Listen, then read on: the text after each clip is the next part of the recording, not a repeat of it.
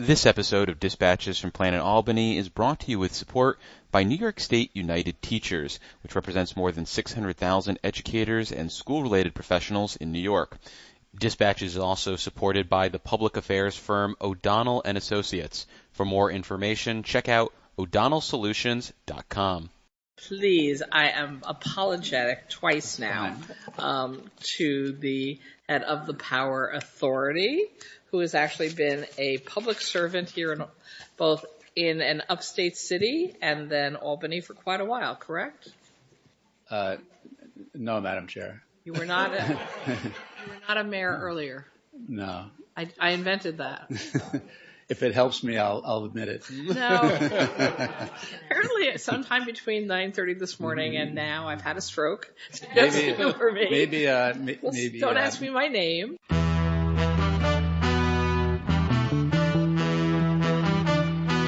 I've also declared war on potholes, so here's the first shot across the bow. Well, as you know, with Planet Albany, there's always something that makes the planet turn. And it's this amazing view of D.C., and Eddie Vedder comes out. And he goes, "You have a cigarette?" And I've never smoked in my life, but if I had, I wish that was the moment. And this strategy takes us from potholes to knotholes. I would like to say it was a pleasure, Mr. Kim. But I'm on the road. I'm David Lombardo, and this is Dispatches from Planet Albany, a WCNY podcast about power and policy in New York State government.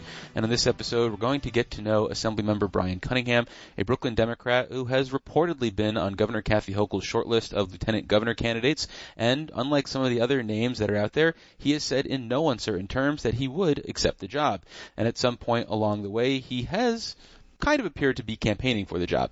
We'll ask him about that and much more because he has braved the snow cleanup on Monday afternoon in Albany to meet us in the Capitol. Assemblymember, thanks so much for making the time. Thank you so much for having me on, David. So we're taping this for Dispatches from Planet Albany, which has a very insider audience. So they definitely know your name, but might not know who you are and what you're interested in. So they may have a perception about you and who you are. So what would you want, say, your fellow lawmakers, lobbyists, and staffers inside and outside of government to know about you? I mean, one of the big things that I think I'm known for in the Capitol from colleagues and friends is I'm a bridge builder. End of the day, I'm somebody who's worked across the aisles to pass legislation like Melody's Law with AJB Penn. I'm someone who has a great relationship with my colleagues and someone who deeply cares about the borough of Brooklyn. I'm born and raised in Brooklyn. My mother and father are both Jamaican. Migrated here in the 1970s. So I'm someone who's a community guy who was lucky enough to get elected, lucky enough to represent the same community I was born and raised in. And you talk about building a coalition, reaching across the aisle. Who do you see as your friends, or who do you enjoy working with? You've carried a number of bills through both houses with Senators Parker and Scarcella-Spanton, but who do you view as, maybe the people you're closest to in Albany? It's interesting. I feel like I have a good mix of friends. Like, there's friends that I hang out with, like outside the Capitol, and there are friends that I do legislative work with. Like you mentioned, I have 150 bills in the body. One of the goals that I set for myself when I got to Albany was to pass a bill with every single senator. So I do carry a piece of legislation with every single senator, and so far I've passed 15 bills. I think 2 are with Parker and 2 with Jessica. But I think you're up to 3 now with each of them. With Jessica and Kevin? I could double check the math, but beforehand that was, I think you got 1 for 23 and 24 and 25 now. Okay. Some of them may have been vetoed, but I'm just giving you credit for everything that's made it through both chambers. Yeah. No, I mean, I think we've been really working hard on some of those things. The one with Senator Parker was particularly meaningful. I think a lot of people don't remember this, but I worked with Senator Parker as a special assistant years ago. That was my first job in politics. So passing legislation with him, some of the bills that I had a chance to work with him on at the time and now see some of those come to light or work on new issues with him has been particularly interesting.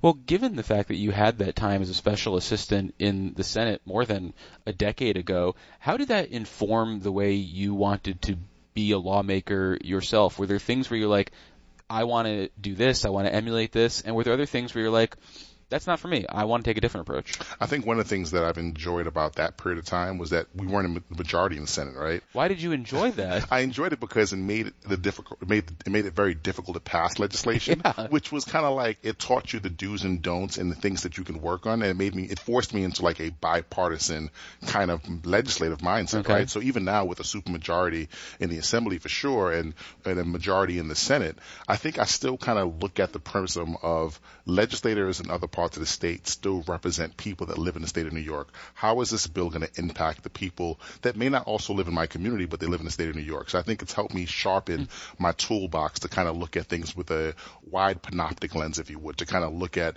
around the corner and not just canvas past the smell test with Democrats. Just like Senator Parker, you are a prolific bill introducer. But with so many bills, how do you try to prioritize them or ensure that some of them aren't getting neglected? Because there are probably different examples you can follow than you've probably already recognized based on your time. There's someone like the Assembly Health Committee Chair, Amy Paulin, who is a prolific bill introducer, gets a lot of stuff done, but she's also constantly working her colleagues to the point where I think people find her annoying. But how do you try to focus on everything and make sure that you don't have neglected bills? Well, one, I'm not a chair, right? So I have no power over whether my bill gets through the committee and whether it gets to the floor. So I think that's part of the logjam, if you would, for me sometimes. I think from a perspective of not forgetting a bill, it's kind of looking at the moment sometimes, like looking at when I open the paper, what's the moment that we can capture? Like, for instance, I have a version of New York for All. It's a very small cut of it that focuses mostly on making sure that ICE agents can't get into hospitals. Having that bill is one of those examples of the bill at the right time, at the right moment, and seeing how we can move it through the process. Other bills have fiscal implications. I think about high-impact tutoring, for instance. I've been carrying that bill for 3 years. It's going to help dramatically increase reading rates for kids in 3rd grade and math scores in 8th grade. That's something that I had to figure out how do we build a coalition around it and really spend a lot of time on that, but also how to get that into the budget, which the governor indicated in her State of the State address that this is something that she has an appetite for to the tune of $9 million. My proposal was $10 million. But I think that's kind of how I look at it, is kind of figuring out what are the ideas, what are the challenges, and then figuring out if does it make sense in this session? Does it make sense in a future session? It's something I'm working on, like faith-based affordable housing. Maybe it doesn't happen this year, but it's something I'm not going to stop thinking about or working towards. Thinking about that learning experience as a lawmaker, you're now in the middle of your 4th budget. What have you learned from those previous 3 budgets that you were here from start to finish for that has informed the way you approach this budget? I think one thing is like really in the off session, really thinking about the things you want to get into the budget, having those meetings with the agency heads outside of session. I know we talk about session being a 6-month job, but being a state lawmaker is a full-time job, 365. So really using my off session time to really work my bills, come to Albany, talk to program and council, talking to staff, talking to agencies, and talking to folks on the ground who's going to be impacted, and really making sure we are prepared for the start of session.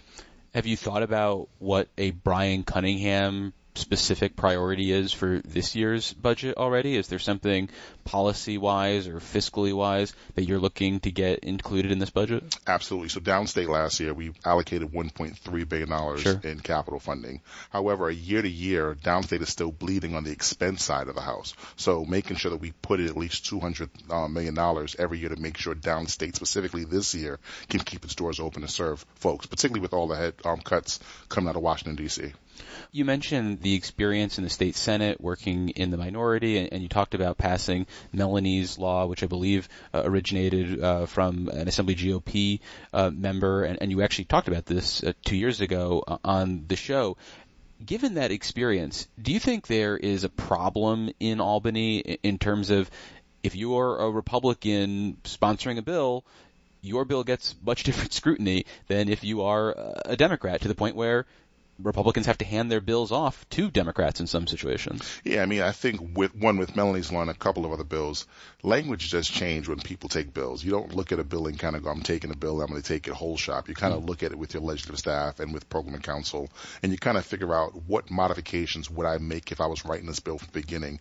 And we made a lot of concessions. Melanie's law also took 2 or 3 years to get passed, and also was a coalition of working with the Office of Domestic Violence Prevention and working with advocates on the ground, and obviously working with the families of the victims as well, which was also sensitive because there was things in that bill they wanted, right? And we have to figure out a way to get it across the finish line. So I think a function of Albany in many ways is trying to figure out how to find the moment up here, how to find the coalition up here, and how to work with colleagues up here to get things done that you want to get done. But is it too difficult for Republicans to get their bills across the finish line in Albany? Because I think there are things that if they were brought to the floor, they might get 76 votes, but the problem is they can't get their bill to the floor. So is that an issue based on, your experience in the minority previously and feeling what it's like to have your things stifled up? Or, probably I have to imagine some of your Assembly Republican colleagues have not been shy about complaining to you in the past. I mean, look, I ultimately, I think I'm not a Republican, so I can't fully experience what they experience in terms of the frustration. I do know that when we were in the Senate, Democrats, we had a lot of good ideas that got killed as well. I don't think it's a tick-for-tack thing. I think sometimes elections have consequences. We see that in D.C. right now. When a party is in the majority, that majority's agenda has to get pushed through because that's what the people ultimately voted for. So right now there is a special election going on for the state Senate, the 61st district out in Buffalo, and one of your Assembly colleagues had aspired to be the Democratic candidate but was ultimately denied the chance to run because of the way special elections are done and their candidates are chosen by the local committees. You've been on the other side of that, getting elected in a special election after being chosen to be the Democratic candidate. Given your experience and given what your colleague John Rivera is experiencing, do you think we need to change the way that special elections are administered? Does New York City have it right with their nonpartisan special elections? Is there some other model that makes more sense? What do you think? Look, I think elections are always going to be difficult. When I ran with this backing of the Democratic Party, obviously, and I had the nod from the party, I also faced headwinds from not being everyone's favorite candidate at the time, right? I wasn't widely supported by the outgoing person that was in the office. You're telling me there was not unanimous support amongst the Brooklyn Democrats, the notoriously collegial group of people? That's shocking to hear. Look, I was not the person that had the most endorsements in that race, but I was somebody who the community knew for a very long time. I worked hard, and in a nonpartisan election, certainly I won the election handily, and I won re-election subsequently several times since then. I think every area operates differently in the state. I think that's the beautiful thing about New York State. We are one state, but every part of the state is different. And I trust the local elected official on the ground to help, and the parties to help create that dynamic. But it's up to state election law, though, to determine how people qualify. And right now it says your local committees are going to choose, whereas if you're running for public advocate in New York City and there's a special election, they are going to have the nonpartisan. You qualify, anybody can run. I mean, that seems to make sense if you want to prevent gatekeeping, if you want to prevent local committee leaders from having outsized say. But I don't know necessarily whether that is a better solution. I mean, I look at my predecessor, Diana. She didn't win on the Democratic Party line. She won the Working Families Party line, right? So I think there are different iterations. And again, she worked very hard in her election. I think sometimes if you're John also is not on the ballot in the special election. Right. He's opted to run at a different time later on. Well, he was turned down. He would have run as a Democrat if they had tapped him. And I'm sure he has more time to also build a case and build a campaign. And ultimately, I think, obviously, a big supporter of John and hope that John is successful in his upcoming endeavors as well. I'm going to miss him on this side of the building, though. You think he's going to win his primary then in June? Look, my money's on John Rivera. Well, then he'll just be a hallway away when you're both back in Albany. Well, he's down the hall right now. He'll have a bigger office somewhere else in the building. Well, what do you think about the resources you have as an assembly member? Because I don't know what it was like in 2012 and 2013, but right now the Senate staffers go like 12, 13, 14 deep for a senator, whereas in Assembly you have a much smaller team, partially because there's 150 members, so they are dealing with less resources. But do you feel like you have adequate support, or do you feel like you have to rely too much on, say, central staff because of the team that you have locally? Looking at the resources I have this cycle versus when I first got in, certainly the speaker's done a phenomenal job in trying to make sure that he increases the pot for members to pay their staffs fairly and equitably and find the right mix of staff. I think we also have smaller districts. Would I like a bigger staff? Absolutely. It certainly helps you have that entrepreneurial spirit, if you would, when you're in the state assembly. But Carl, the speaker, has done a phenomenal job in terms of making sure that we have more resources than, say, someone who's elected even 10 years ago. Some challenges need someone who simply won't quit. Modern advocacy brings tenacity, strategy, and unwavering follow-through to every client it serves. Learn more at modernadvocacyllc.com. And what about your relationship with central staff? Because we often hear from new members that they sometimes feel bullied by programming council, that they feel like the central staff is the 151st member and they've got a little more seniority and a little more pull than they do.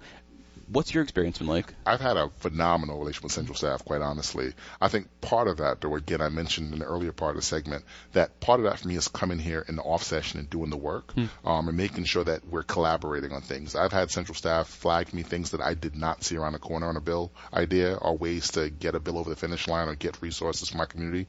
So I've had a really good positive relationship, quite frankly. Again, it's a lot of the in session, it is a pressure environment, right? You get in here in January, the budget's due by April 1st. Sure. By the time the budget's late, we're looking at we're in May, and now you have 103 members in our Democratic conference who have priority bills that are trying to get to the finish line. Obviously, that creates, I think, a bit of tension and people trying to figure it out. But I think I've had a good showing with them, and I think, again, those off-session times, particularly after September, after Labor Day, they're here. And you call them, you come by, and you can get a lot of answers to a lot of your questions. That's free game, by the way, for new members. That's good advice.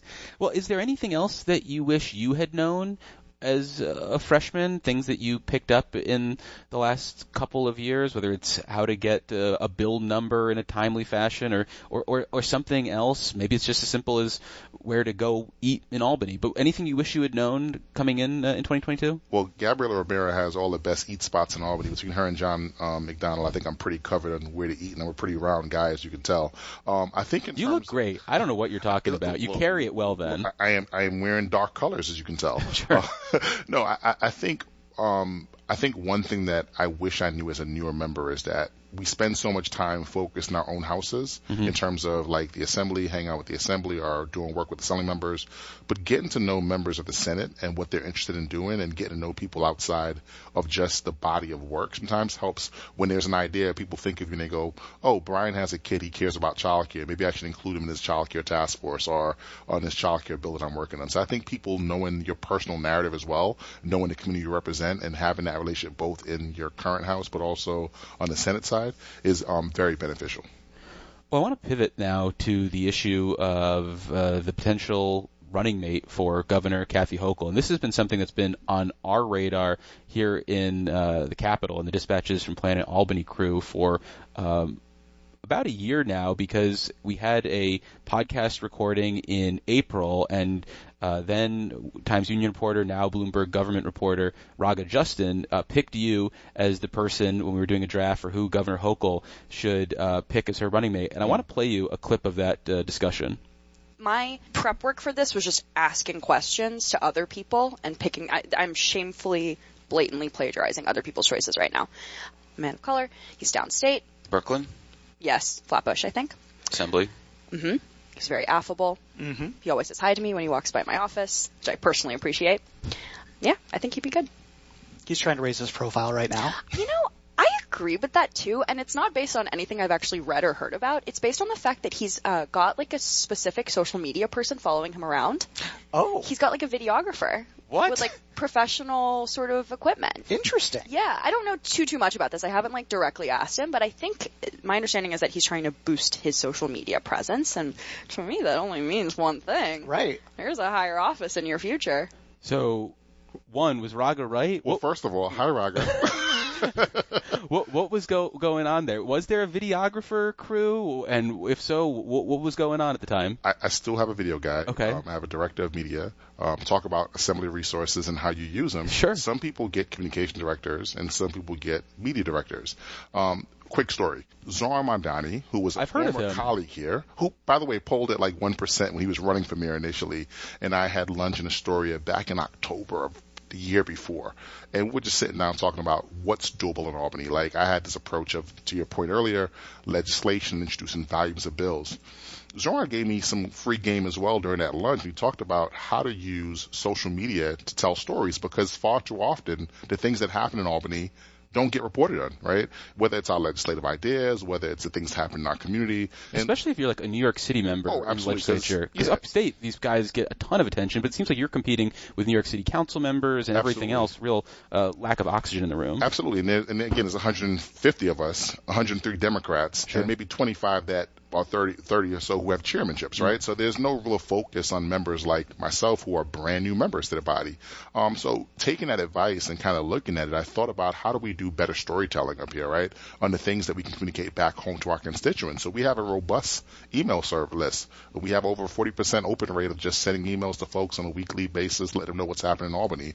We started a podcast, Off the Floor, where I interview colleagues and industry leaders and talk about stuff. We have our social media presence where we contextualize the issues that are happening here in Albany and back home. So that was like some game that me and Zoran talked about.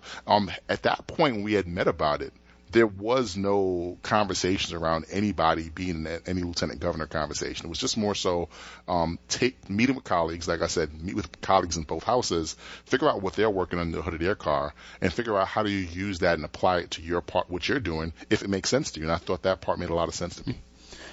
As there have been increased conversations about who the governor should talk, and people have been pontificating about it, one of the phrases that gets thrown around a lot is the idea that someone checks a box. And this is often referred to when it comes to gender or race. And on one hand, representation obviously matters. Yeah. On the other hand, if it's done cynically or just performatively, I could imagine it not being as meaningful. Sure. So how do you think about this issue? And do you think it's important for Governor Kathy Hochul, a white woman, to have someone of color running with her, especially considering if she gets reelected, it's going to be disproportionately because of voters of color? Yeah, I mean, obviously I think the governor should pick somebody that she thinks, one, can help her win the campaign and help her govern after the campaign's over. I think those are the two most important decisions. I think she has to pick someone that she trusts and someone who can work.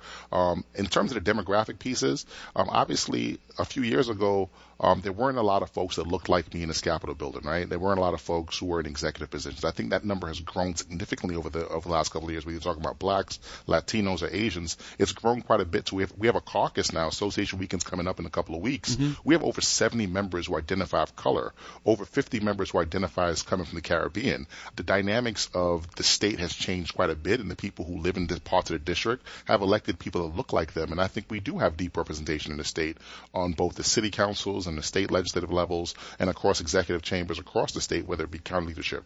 Should the governor pick it based on that alone? No, it should be based on, like I said, the things that I mentioned earlier. Can she trust this person? Can they do the work? Can they help her win a campaign? And can they help her govern on day one? So other than the possibility to run for some other office, what would make you interested in being lieutenant governor? Yeah. I mean, look, I was never really interested in necessarily being lieutenant governor. I've always been interested in serving my district and serving the community at large. When this seat for the state assembly came up, quite frankly, it was a middle of a cycle. I had no idea that Diana, at the time, Assemblyman Richardson, was going to be going to take a job in Brooklyn as a deputy borough president. It was an opportunity that presented itself a way for me to serve. Mm-hmm. When this came up in February, quite frankly, when I got elected, Brian Benjamin was a lieutenant governor. A year ago, Antonio Delgado was a lieutenant governor.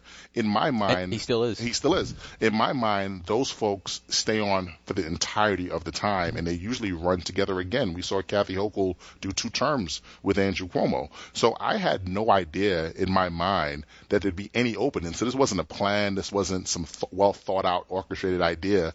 An opportunity to serve presents itself, and if the governor asks, I always said that any governor that asks you to do something, my answer would be yes, how can I help serve the state of New York? But it certainly isn't something that I laid boogie traps down to try to find. But do you think if you are the lieutenant governor that you can do more for the people of the 43rd Assembly District or New York more broadly in that capacity? Or can you do more for the 43rd Assembly District and potentially the people of New York as an assembly member with a vote, with a say in the budget, with the ability to steer a certain amount of member items, certain amount of capital funding? It seems like the lieutenant governor's seat would be more of a backseat. Well, look, I look at it like this. When I ran a nonprofit called Save Our Streets back in Brooklyn, I felt like that was the most meaningful work I've ever done in my life, really helping to reduce gun violence across the catchment area that I served. For me, whether it's a state assembly member, whether it's a private citizen, or whether it's given an opportunity to do something different, I am always going to find ways to serve and find ways to make impact in that service. So to me, it's really not title chasing or looking for the next opportunity. I am very happy being a member of the New York State Assembly. It's an honor of my life. Every time I walk into the chamber, I still get chills in my body looking at the building and thinking about the opportunity that's placed in my hands to cast a vote on behalf of my neighbors and my friends and also my family, right? I represent my family as well. So for me, it's really not title chasing at all. It's not, if the opportunity presents itself, certainly it's not something I would decline. I've said that publicly on record. But if it didn't present itself, guess what I'm going to do tomorrow? I'm going to get up and I'm going to get right back to my office, room 555, and get back to work of meeting with advocates and colleagues and stakeholders. And I'm probably going to introduce another 150 bills and try to bring home another $1.3 billion. And I'm going to get more than another 15 bills passed in the law. I'm going to keep working. That's how my motor operates. I'm not one of those people that are pursued by power only. I'm pursued by purpose, and I'm pursued by making sure that every day incrementally I'm making a difference.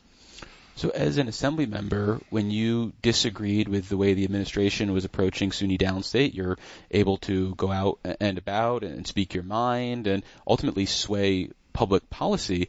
If you were lieutenant governor, how would you express disagreements with the governor if, God forbid, you ever found yourself at odds with her? Well, let's look at that SUNY Downstate situation particularly, because that's an interesting one. That was one where I shared a different position than the administration in terms of the hospital being potentially closed.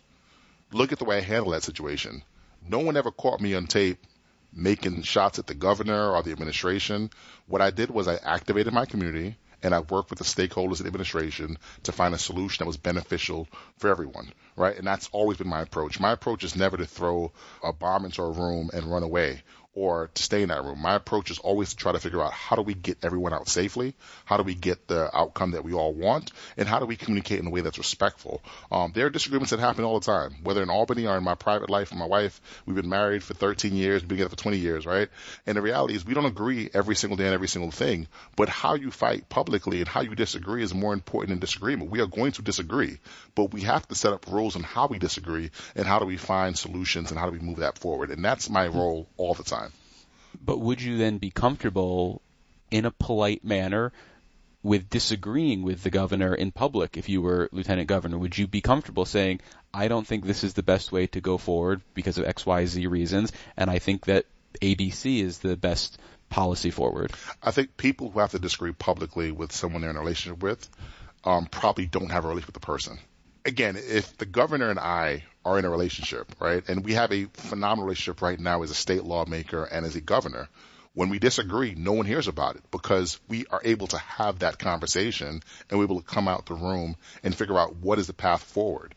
I don't need to disagree with anyone, whether it be Speaker Hastie or Leader Stuart Cousins or the governor of the state of New York or my wife or my 2-year-old son. I don't need to disagree publicly. We can have disagreements. We could disagree behind closed doors.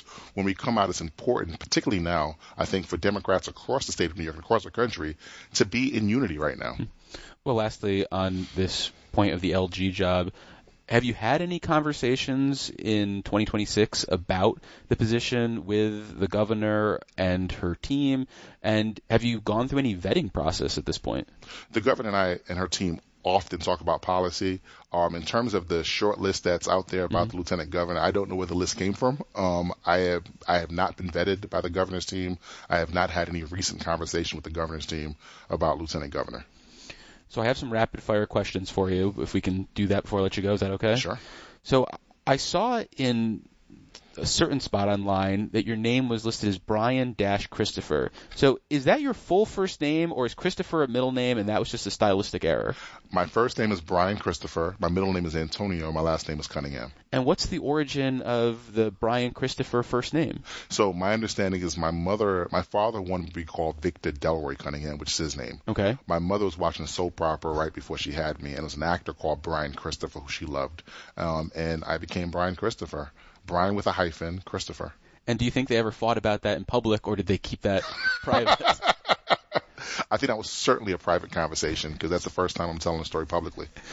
So you mentioned dinner recommendations coming potentially from the area's assembly members, but what is your favorite part of the Albany area, having gotten a chance to be here for a prolonged period, especially during some late budgets now? Obviously, I think the Renaissance is always the best go-to spot because it's right across the street. So And this is the Renaissance Hotel? Yeah, you have to run back. That roasted chicken and potatoes, okay, top tier.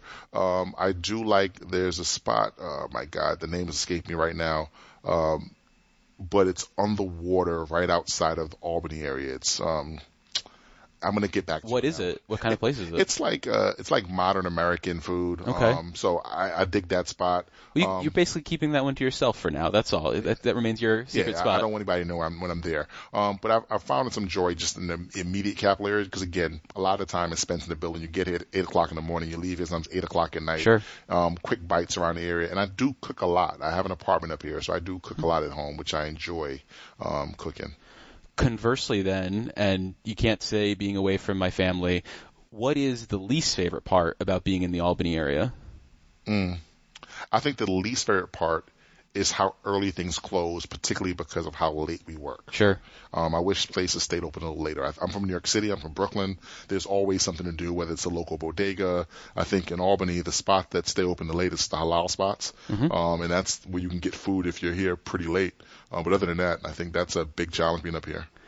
And finally, in, I believe, 2023, you became a father. Yes. You have a 2-year-old son. His name is Senator. Yeah. How did you come up with that name, and are you anticipating any grief from him a few years down the road about the name Senator? I think right now he is often confused when he's in the building. Okay. Because someone's calling somebody Senator. He's turning around frustrated and not talking to him. Sure. How do we come with the name? My wife's name is Stephanie Cunningham.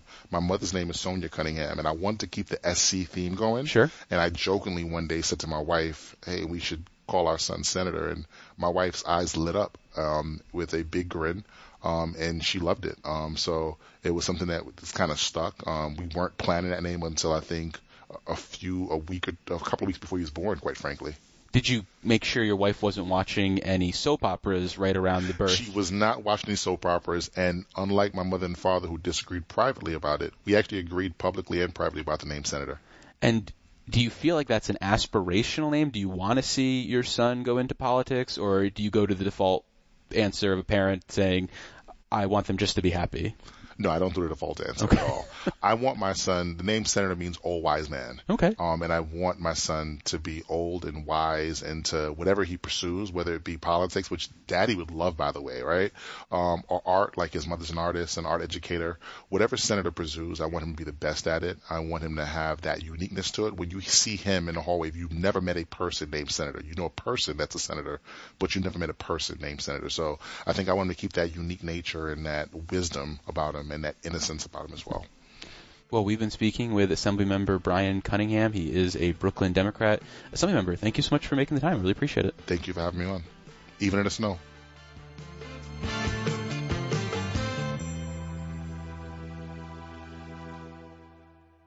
And going on with Justin Driscoll, President and CEO of NYPA, but you have been a public servant here in Albany for quite a while.